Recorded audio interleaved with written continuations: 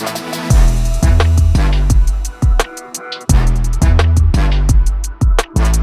mga ka-IM, I am Engineer Talavera. Ngayong araw, tuturuan namin kayo kung anong mga pwede nyong gawin kung sakaling mag-overheat ang inyong makina. Ano ba muna ang overheating? Ang overheating ay ang pagtaas ng temperatura ng inyong makina kung saan pwedeng maging dahilan upang mag-malfunction ang inyong unit. Maraming rason bakit nag-overheat ang ating machine.